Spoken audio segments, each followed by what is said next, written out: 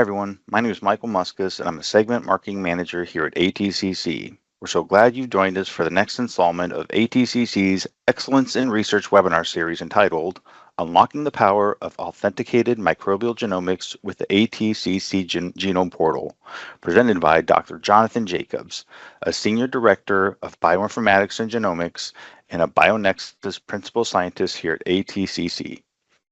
Dr. Jacobs has over 20 years of experience in molecular genetics, bioinformatics, and microbial genomics, and he leads the Sequencing and Bioinformatics Center and oversees the development of the ATCC Genome Portal. In today's presentation, you'll gain insights into how the ATCC Genome Portal supports reproducibility, data provenance, and strain-level genomic analysis across bacteria, fungi, protists, and viruses.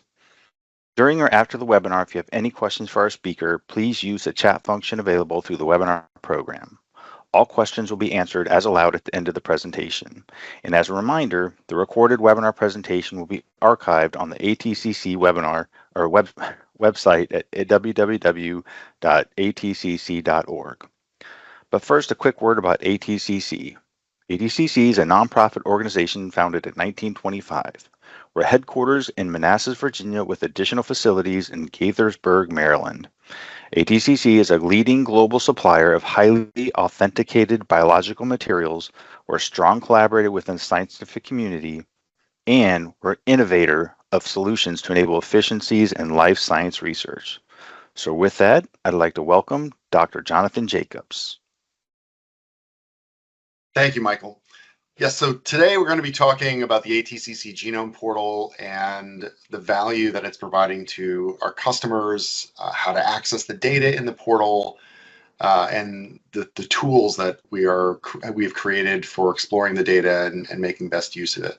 But before I get to the details on the portal itself, we really want to kind of talk about some of the fundamental challenges that the research community is facing. And so we'll be talking about something that I call the discovery loop, and also some stories around data authenticity and trustworthiness in the genomic space, and issues that I think researchers should really be aware of when they're going into designing and analyzing their own results. Briefly, the ATCC Genome Portal is an initiative that ATCC started back in 2019. And we've been consistently producing about 1,000 microbial reference genomes of ATCC authenticated materials on an annual basis since that time. The portal is available through a web interface as well as through a REST API for bioinformaticians who are looking for programmatic access to the data. And it includes bacterial, viral, fungal, and protist genomes that we've sequenced from our own materials in-house under ISO 9000 in a highly validated and authenticated pipeline that goes from laboratory processing all the way through to bioinformatics and analysis. What I think of when I think of the discovery loop is generally how science is actually done, how we, at an abstract level, how we actually conduct the work that we do. And in general, you have an idea, you plan your experiments, you go out and you find data and you find materials needed to do those experiments, you execute the experiments, you analyze your results, and then based on the analysis of those results, you have new ideas. And in general, ATCC sort of plays in this middle area where we provide, reference materials and now reference data to help researchers kind of have a higher level of confidence in the work that they're doing. But there's oftentimes some pitfalls associated with this that I think are often underappreciated by the broader research community. So imagine you have a researcher that is going to go and seek out to design a new assay for antibiotic resistance detection. So she plans her lab experiments. She goes out to GenBank or other public databases and gathers reference data needed for the gene sequences or the specific microbes that she's going to be including in her assay development work. She does some bioinformatics work to design the assays. Takes it into the lab, orders the materials from various different vendors like ATCC and elsewhere, gets her reagents together, executes on the work, further refines it, and finds that actually she gets some unexpected results. And the assay doesn't work as expected. There are, maybe the primers are not binding to the target site, or they're resulting in multiple bands or multiple, confusing signals. So as a result, she's got to go back to the drawing board. There's a variety of reasons why this can happen, but one of the reasons, which again I think is sort of an underappreciated aspect of the research in general, is that there are some overlooked assumptions frequently encountered when you're in the process of actually gathering your data and curating your data and ordering your materials and determining what materials you need to use. We have oftentimes built an assumption that this data is trustworthy enough and reliable enough that we can base all of our downstream work on this. And that's actually not the case. Most of the time, it's really important to go ahead and resequence or use authenticated reference data as input into your actual assay design process. And if you're using a next-gen sequencing approach where you're building a database of many organisms, you want to make sure that those reference genomes are actually as accurate as possible so that you can minimize your false positive and your false negative results. What ATCC is doing is, in addition to providing authenticated materials like we have been doing for 100 years, we are now also providing authenticated reference data that our customers and the research community can use directly in their research programs and their assay design programs. And this is really done not just improve the quality of the data and the materials that you're using in your work, but it's actually also going to enable you to plan experiments more effectively. And it may also result in researchers actually having some new ideas, like that light bulb come on, because you'll see some nuances or some differences in this authenticated data that you might not otherwise have encountered using data from other sources. And the last comment I want to make about this is that regardless of where you source your materials from or from where you're obtaining your data from, it's really important for researchers to understand the risks of using unverified data. It may be that you don't have the budget to go and resequence things, or it may be that there's non-authenticated data available for you to use. And that's, that may be fine, but you should also acknowledge and kind of capture the potential risks to the downstream outcomes of your work if you're dealing with data that doesn't have a clear chain of custody or the data provenance for the data itself does not exist. So this brings me to another topic that's important to discuss. And that is the vast majority of data that's used by researchers, especially genomics data, is obtained from public databases like the NIH GenBank database.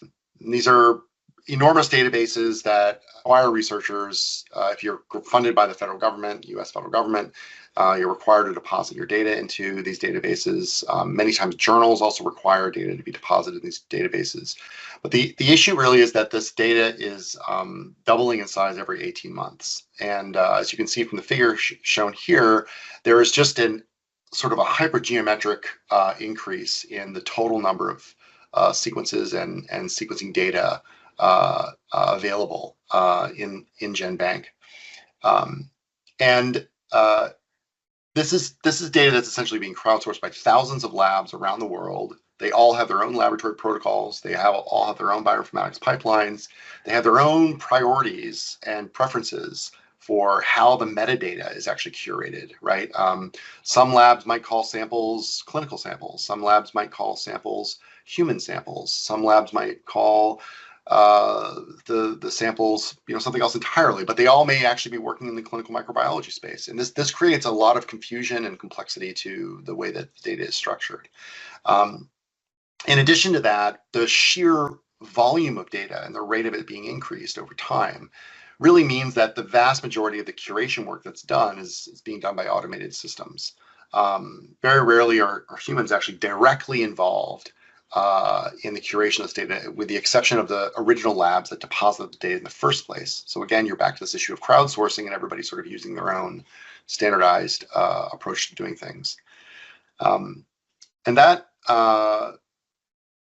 one issue around sort of, it's very difficult and requires a fair amount of work to actually compare results from one lab to the results of another lab if everyone's using different standards, different quality metrics, different thresholds for acceptance of that data before it's released, which is in contrast with the way that we're doing things at ATCC with the ATCC Genome Portal, which I'll talk about later. There's a number of other issues around data trustworthiness in the life sciences that I think are growing over time, unfortunately. Issues around key metadata attributes being missing from sequence databases, where it's critical to make associations between groups of samples based on metadata linkages, like where these samples were originally isolated from geographically, or what types of antibiotic resistance markers are present, which labs originally isolated these, which environmental conditions under which these isolates of these strains were obtained from. A lot of times this metadata is missing. In fact, even the metadata associated with the sequencing itself is often missing. We found instances of records where the bioinformatics methodology is listed as a bioinformatics pipeline. That's not very descriptive, and nor does it really tell you much about what was done. A recent study showed, unfortunately, that about 1 in 12 scientists have actually falsified data in their own research and their own reports within the last 3 years prior to that study being published. And there's a tremendous amount, about a third of data is lost between the point of what you read about in a publication versus what the data that you actually can find in these public databases. That also represents a gap. And then the last thing is, many of you have heard of retractionwatch.org. If you haven't, I encourage you to go and look. The Retraction Watch database. This is an organization that is essentially providing the research community with a surveillance outlook on papers and research publications that are being retracted for a variety of reasons. It's very often due to inconclusive results or poor quality and straight up data falsification and data manipulation. And last year alone, over 5,000 papers were retracted from the public peer-reviewed literature based on complaints or issues that have been identified. It's quite shocking, actually. So, big data in GenBank, you may have never heard of this. Well, the first time this occurred actually was in 1995. The researcher who deposited these falsified gene sequences into GenBank was barred from ever receiving federal funding ever again, and was, to best of my knowledge, has not been involved in conducting research since that time. But unfortunately, the data that was created is still being cited 30 years later. In fact, you can actually still get this gene sequence from GenBank with a blast search if you know what you're doing. And this is not just sort of a one-off example. There are other kind of even stranger examples. Like in this case, there were 2 labs that were competing for a very small amount of funding around sparrowhawk and nightjar taxonomic relationships of these different bird species. And they were largely using mitochondrial DNA sequencing to support their taxonomic trees.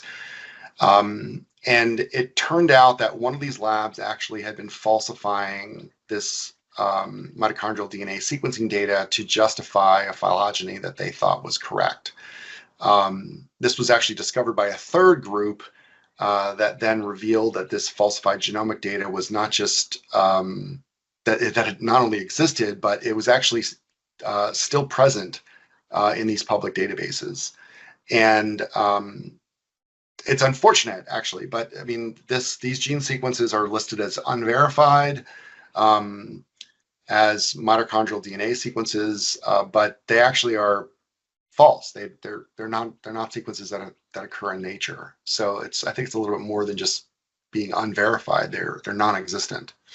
So this is something we should be aware of. Now, intentional falsification of data is honestly relatively rare to the best of our knowledge. Now, I don't think anyone is actually systematically looking for it. Perhaps we should be, but these instances that have come out in the literature have been relatively rare thus far. But you start to ask about accidents, and there have been a number of studies over the last few years that have identified large-scale contamination of microbial genome assemblies because of Illumina FIAX data, and also because of human DNA contamination that occurred in those whole genome sequencing libraries. Steven Salzberg group, published a paper a few years ago. They essentially looked at over 2 million entries in GenBank had been contaminated with human DNA for organisms that were completely unrelated. So that's something to think about. And you wonder, well, what's the impact of that? Well, the impact of that is that low quality genomes actually can result in misclassification. And when I mean misclassification, I mean somewhere between 4 to 7% of the genome references in GenBank are assigned to the wrong taxonomic group. And you may wonder, well, okay, that's fine, but what is the overall impact of that for my work? Well, it might be that you're working with organisms that really should belong to a different taxonomic group, or you're missing out on working with some organisms that should belong to the area of your own research that aren't right now because the taxonomy says that they belong elsewhere. So these are serious issues that I think have a trickle-down effect on researchers everywhere, and we're not really quite sure what the overall impact of that is going to be. I have a couple of interesting examples I'll talk to here. So for Acinetobacter baumannii, for ATCC strains 17978, you look in GenBank, there's 9 different reference genomes for this particular strain. All of these different reference genomes were produced using different growth conditions, extraction methods, sequencing methods. That's fine. That's no problem. And labs are going to do their thing, right? The challenge is that some of these strains differ from some of the other strains by up to 70,000 SNPs. So when they all should be the quote unquote same strain. So that ends up being kind of a problem, I think, if you're going to choose one or choose 2 or all of them for that matter for assay design or trying to make some insight into the underlying biology of these particular strains. So another good example of this is interestingly with another strain of Acinetobacter baumannii, in this case ATCC 19606. This is a strain that was originally isolated in 1947, and through various chain of custody, it passed from the CDC, and it was eventually deposited with ATCC in 1966. Since that time, labs in Australia, Germany, and France have obtained the same strain, and have subsequently sequenced it. 2 additional labs also obtained it, had it in their own intralaboratory collection for a few decades before actually sequencing it. And all of these groups have deposited this data into GenBank, all identifying it as being the reference genome for this particular strain of Acinetobacter. Interestingly, there was a paper that was published in 2022, Artuso et al., and of an Italian group there. Highly recommend you read this paper. It's really fascinating. Not only did they identify there were some important genetic differences between these strains just from the existing sequencing data that was available, they actually sequenced all the strains themselves and also compared how these strains actually performed in the lab, and they identified a number of important phenotypic differences between these individual isolates of the same strain. And if you look at the original material and the data that we have in the ATCC Genome Portal and compare that data to the NCBI reference genome, what you actually find is there's a 52 kilobase region missing from the NCBI reference. That's the RefSeq assembly. And in this region, there are 74 genes, 51 of them are not found anywhere else in the assembly, and the remaining are found, but they're misplaced in a elsewhere in the genome in the incorrect location. So, I haven't gone through and exhaustively looked at what the functional relatedness of all of these genes are, but 74 genes, it's potentially possible that researchers are out there that might be interested in what these genes do, what their function is, but yet they're completely missing from the reference strain. So this is kind of an important thing sort of thing that can happen. And this is not just a single example. We've found many cases of this where large segments of genomes are completely missing from the genome assemblies that are in public databases because only a single methodology was used, or an older technology was used and the genome assembly hasn't been updated since, etc. So let me just put my cursor over there. Oops. So there are, as I mentioned, numerous other examples that kind of bring to question issues around reliability. We have a manuscript that we're in preparation right now where we've identified an FDA-approved probiotic strain that is currently being used in the food industry, but it actually is the wrong. It's actually the wrong species. It's not even the wrong strain. It's totally misclassified. And similarly, there's a widely used testing platform that's used by clinical microbiology labs for rapid testing of antimicrobial resistance. And one of the control strains that's used on this platform is also misclassified, and it's basically is a totally different species. So there's a manuscript also in preparation discussing that as well. So we also found a number of instances where different labs end up with different phenotypes for the so-called quote unquote same strain. And very often labs will have questions that they'll come to ATCC's technical services or customer service and ask them about the chain of custody and the history and the background of individual strains and where the data came from or where the physical materials originated from, because they may have conflicting information based on where they're obtaining the data from elsewhere. So keep in mind, right, there's no track changes, quote unquote, with genome assemblies as well. So in the process of actually producing a genome assembly prior to uploading it to these public databases, it's not clear necessarily what modifications are made, what changes are being made, what the annotation software is highlighting or annotating versus what it's skipping. And that's also a gap. So it kind of it creates a little bit of a black box in terms of what a particular reference genome is and how was it produced, what methods were used to produce it, what data was used for those methods, etc. That chain of custody for the data, i.e. the data provenance, is not clear. In fact, it's not even a requirement. So, and the last point here I'll make is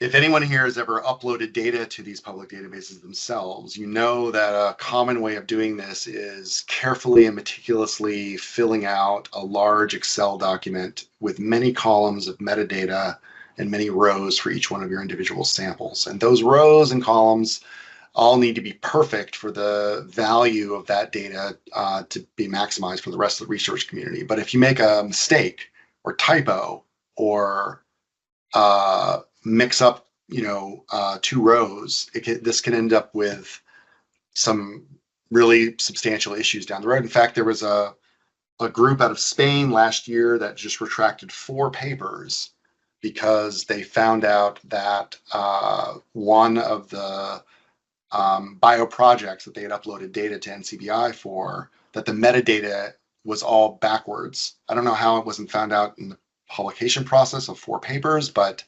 nonetheless, they had to retract 4 papers because really ultimately it came down to mislabeling of files and the entries for those files in those accompanying metadata tables. So these are all things that folks need to be aware of. So the ATCC Genome Portal, it is the only source for authenticated genome assemblies and annotations for ATCC materials. For the last 100 years, ATCC has been providing reference materials, physical materials, bacterial strains, viruses, fungi, you name it, cell lines, human cell lines, animal cell lines, for the global research community. And our mission really has been to provide the highest quality materials that are fully authenticated to enable reproducible science. So the materials themselves is the foundation on which ATCC has built up our collection. And now we are extending that to include the data associated with those materials. And we really want the research community to understand that we're creating an authenticated reference data database that represents and has parity, one-to-one parity, with the physical materials that are in our collection. So if you obtain materials from us, you're entitled to get the authenticated data from us. And if you obtain the data from us, you also know that that data represents the physical materials that are in our repository, vice versa. So there's sort of an arc in the quality of genomics databases, really in scientific databases in general, but in the context of this today, it's mostly about the genomics piece. And so on the lower end of that arc, you have uncontrolled public data, which is sort of moderate to high risk data to be using. It's of unknown quality. It often has missing or non-standard metadata associated with it. And there's very often no provenance or traceability or history in terms of how that data was created. There are, fortunately, funding agencies that have funded focused and elevated higher quality reference databases that's built off of public data, but there is like an added level of data curation and tools have been developed around that to explore the data. And these databases reduce the risk of using the data. They provide a higher level of sort of vetting of the quality of the data going in. They tend to be a little bit more limited in scope in terms of the domain area of expertise, but they are public resources that can be leveraged. And I would cancer the Cancer Genome Portal is one from cancer.gov, and BVBRC from NIAID is another good example. And then above this we have what are sort of these expertly curated, professionally curated, commercially curated reference databases. These are databases where there are full-time staff that their sole responsibility is curating and cleaning up and reanalyzing and reprocessing through specific bioinformatics pipelines the input data. It's also generally drawn from public data sources. Sometimes these expertly curated databases also have access to proprietary data through commercial partnerships and that sort of thing. Some of the examples that come to my mind are like the Omicsoft platform from QIAGEN, and also their Ingenuity pathway analysis software. Extremely powerful resources to use, but they are commercial as well. And then at the top of the tier is this idea of authenticated reference databases. In my mind, this is a resource that provides the lowest level of risk, provides standardized and documented laboratory methods, documented bioinformatics methods. It's all done under established quality assurance framework. Like in the case of the Genome Portal, everything is done under ISO 9001, and all of our instrumentation and laboratory systems also meet ISO 17025 qualifications. All of the data is traceable back to the physical materials, and the processing of how that data was created is traceable, so you have full data provenance. And this essentially serves to maximize the reproducibility of your science when you're using our data as the springboard off of which you're basing your own research on. So how are we doing this? Well, we have over 80,000 microbes in our collection. We obtain all of our materials directly from the biorepository, and with a few exceptions, like in the case of the virology materials, and in the case of some of our fungi that are difficult to extract, we don't do any additional culturing. So in other words, most of the time, we are literally taking vials directly out of the repository and using that as our input for DNA extraction. Everything is extracted and QC'd using automated methods and systems, liquid handling robots, and so forth in our DNA extraction lab. We also then do whole genome sequencing using both Illumina and Oxford Nanopore. Again, library prep and QC is done using automated liquid handling systems. This again improves our reproducibility from one prep to the next systematically over a period of years. Right, we've seen extremely reliable and reproducible metrics associated with the quality of our data. All of our data is then processed through a set of standardized genome assembly and annotation pipelines that also has a contamination screening and a variety of other QC metrics, and I'll briefly dig into those in a moment. And then we release data, these genome assemblies and the corresponding annotations on a quarterly basis at the Genome Portal. Generally, about 250 new microbial genomes land on the portal. This slide is from a paper that we published a few years ago, earlier on in the project, where we had about 1,000 bacterial genome assemblies in the portal. And we compared our data to public data at NCBI for quote unquote the same strains of ATCC materials. 98% of our assemblies were more complete and of higher quality. There were a few exceptions. Some labs out there, they do really excellent work. We then went back and reanalyzed our own data and improved our assemblies. But by and large, over 98% of our assemblies had a higher CheckM score, lower contig count, higher N50 values, and really very strongly suggested that our pipeline and our workflows were sort of head and shoulders above the rest, if you will. So again, I kind of already reviewed this a bit, but we obtain all of our materials directly from the repository. This includes fully authenticating our materials as well, so which involves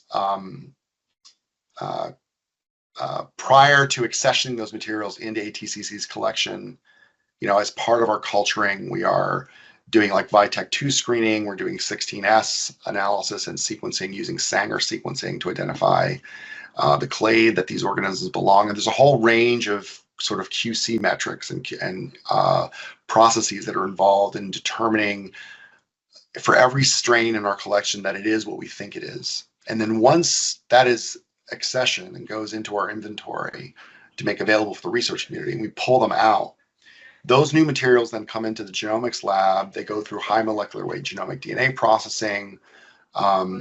We have different processes for viruses, fungi, bacteria, and protists as far as the sequencing and the downstream bioinformatics are concerned.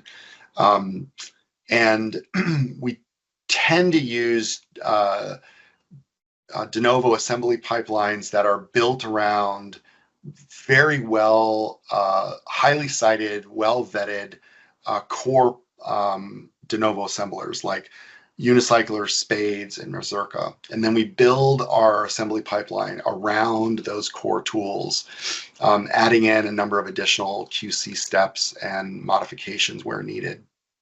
Similarly, with our functional annotation pipelines, we prefer to use widely accepted and standardized methods. We don't want to surprise anyone with something that's new. So for bacterial genome annotations, we use PGAP. For fungal, we use FunAnnotate. And for viral genomes, we use a pipeline called Vega and also CheckV. I'm sorry, CheckV, CheckM for bacterial, and Busco are used for our assembly QC metrics. So these slides will be included for you to review later in more detail, but as you can see, we have a separate pipeline, standardized pipeline for our bacterial genome assemblies, our viral genome assemblies, our microbial eukaryotic genome assemblies, which is all of our fungi and protists. And then we even have a standardized white glove, quote unquote, genome assembly process. And this is, some genomes need more TLC than others. They're trickier, or they have some unusual characteristics that make the standard pipelines perform less than optimally. So this generally involves a reviewing of the literature. The bioinformatics team will also consult with both internal and external experts on these specific organisms. And then we'll try a variety of different bioinformatics methodologies to produce the best and highest quality and most complete and finished genome possible from that organism. All of this is fully documented and is included with each of these genome assemblies and the corresponding annotations as well. So that way our end users can sort of know, how did we get here, right? What was the process that was used to create this genome? This particular assembly might be what we call an exception, right? It's a process exception because like herpes viruses, for example, they require what we would consider a non-standard methodology for accurate genome assembly. So you've heard me talk a lot about what authenticated genomes, and I just wanted to provide a quick definition for what we consider that to be. An authenticated genome is one that is traceable back to authenticated materials, meaning that the genome assembly and the bioinformatics pipelines that were used to create it are fully documented, and the raw sequencing data that was used as input into those pipelines is available and also fully documented in terms of the laboratory processes that were used to create that raw data. These authenticated genomes also typically exceed what we would consider industry standards for benchmarking. For example, for our microbial genome assemblies, we shoot for 100x Illumina coverage and 40x Oxford Nanopore coverage. So this provides very, very high quality assemblies that our end users can base their work on. So how do you access our data? Well, to access our data, there's a couple of ways you can do that. First of all, if you're a customer of ATCC and you've obtained physical materials from us, bacterial strain, a virus, fungi, whatever it might be, and you have the lot number for that material, when we shipped it to you, it should have been available either directly on the tube or in your packing slip. If you have a hard time finding it, you can always reach out to customer service as well to get that number. But essentially what you do is you go to the ATCC Genome Portal, and under documentation, you can click on downloading purchased genomes. It'll take you to another page that will kind of explain this process and how to obtain this data. The first thing, though, you want to do is you want to make sure that you log into the portal using your ATCC customer account information, your sort of web profile, if you will, that you would use at atcc.org. Once you've logged in, from the ATCC Genome Portal landing page, you can just type in the ATCC ID number, like in this case, this is for ATCC 2001. Once you've searched for that, you'll see it come up in a search list. And in this case, this is for Candida glabrata. Click on the View Genomic Data button here in your search results. This will land you over on the specific page for ATCC 2001 or whatever organism it is that you're downloading data for. And then you would click either Download Assembly or Download Annotations. And the big difference between these two buttons is one, download is just a FASTA file, an unannotated plain DNA sequence file. The second button will download a file that's in the GBK or GenBank file format that includes all of the annotations that we've placed on that genome as well for all the specific genes and so forth. Once you click that button, a little pop-up window will appear, which will be prompting you for the lot number. And so again, that lot number should be available on the tube that the material was sent to you in, or it may be available on your invoice, your packing slip or something. And at the worst case, you can always reach out to customer service and they could probably look it up for you. Once you've entered in this information, the file will immediately start downloading to your local computer. Alternatively, customers that want access to all of our data can become supporting members. Supporting memberships are an annual fee-based membership to get access to all of the data that's in the ATCC Genome Portal, all of our quarterly updates, full use of all of our tools that we have available. And quite honestly, customers that are supporting members of the portal are the first ones that we often reach out to when we're trying to, do a white glove assembly on something that's new, or we're trying to determine, what the priorities are for our end users. Very often we get requests in from our end users asking us to sequence additional strains that in the collection, which we haven't gotten to yet, and we'll very often put those sort of at the front of the queue, if you will. The annual costs for the supporting memberships are relatively nominal. They're listed here at the bottom. And it's important for you also for everyone to realize that this annual supporting membership fee is really helping contribute for the long-term sustainability of the ATCC Genome Portal initiative. We are not receiving any government funding or federal grants for this initiative. This is completely being supported by ATCC. We are a nonprofit and have been doing this since 2019. So we're now looking for the community to help support and offset the cost of this ongoing effort. So to do this, in the upper right-hand corner of the landing page, there'll be a link that says Become a Supporting Member. And when you click that link, you will be landing here on this page here, and it'll prompt you to log in. Once you've logged in with your ATCC customer account, you can go ahead and process your membership online with a credit card, or you can also reach out to customer service, and you can obviously process it the way we process other things with a PO or something like that. So lastly, programmatic access to our data once you're a supporting member is available through a REST API. So for the bioinformaticians out there that are using Python or another language for that matter, that are looking to use our API to download our data en masse or to make queries against our data or metadata, we have a series of online documentation and tutorials available on GitHub and on Google Colab to help you with that. And you can always shoot us an email at nextgen@atcc.org, and we'll be happy to help you also if you have any questions.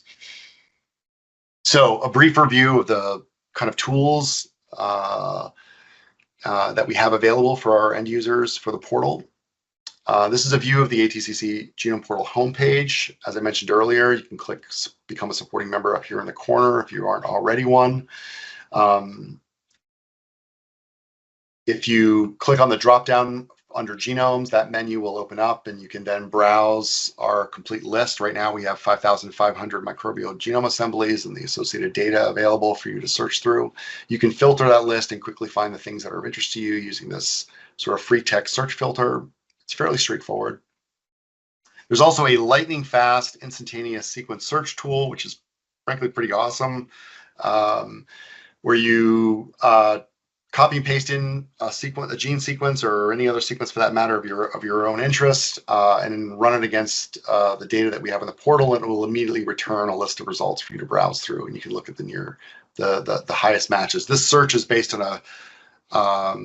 a MASH table, so it's not like a blast search, but it is extremely fast. So it's kind of fun to use actually. So the individual genome overview page available for all of our data includes various different metrics on the genome assemblies, number of genes annotated, the genome size, the overall N50, genome completeness, etc., how much data was generated on Illumina or Oxford Nanopore. For bacterial genomes, we also have an interactive genome browser where you can kind of scroll through and actually find genes of interest, and you can actually download the specific gene sequences for individual genes that are of interest to you. There's also a separate tab to view specifically our quality control data associated with sequencing if you're curious about the underlying data that went into producing these genome assemblies. And lastly, there's another tab here also that instantly finds related genomes, which is actually kind of cool too, because if you're used to working with a particular strain of bacteria and you clicked on related genomes, this related genomes tab will show you, based on ANI, what are the other genome assemblies that we have in the portal that are closely related.